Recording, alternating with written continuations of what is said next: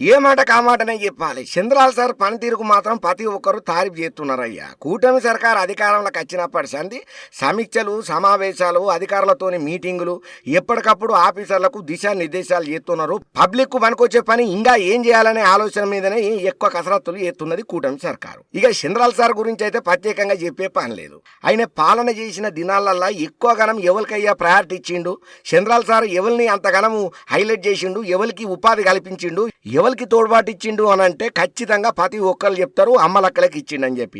చంద్రాల sir బరాబర్ అమ్మలక్కల కోసానికని చెప్పి మంచి మంచి ఆలోచనలు, మంచి మంచి పథకాలు, వాళ్ళు జీవితంలో ఆర్థికంగా నిలబడినికే ఎన్నో పథకాలను తీసుకొచ్చుడే కాకుండా చైతన్యవంతం చేసి ఆ పనిని ఎట్లా చెయ్యాలనో కూడా అధికారులను పెట్టి మరి ఊరుకు ఇంటికి పంపించి కూడా ట్రైనింగ్ ఇప్పించి మరి వాళ్లకు సపరేట్ గా ఒక జీవనోపాధిని అయితే క్రియేట్ చేసిన ఘనత చంద్రాల సార్ దాన్ని ప్రతి ఒక్కరు చెప్తారు కదా. ఇక ఇప్పుడు కూడా సేమ్ టు సేమ్ తల్లుల కోసానికని చెప్పి ఒక అద్భుతమైనటువంటి పథకాన్ని తీసుకొచ్చిండు మన చంద్రాల సారు. అయితే కేసీఆర్ సార్ పాలనలో అమలైనటువంటి ఒక పథకానికి శ్రీకారం చుట్టిండయ్యా చంద్రాల సారు. ఇక ఏపీల ప్రభుత్వ దవాఖానలలో ప్రసవం చేసినటువంటి తల్లులకు ఈ కిట్టును అందించే ప్రయత్నం చేస్తున్నారు.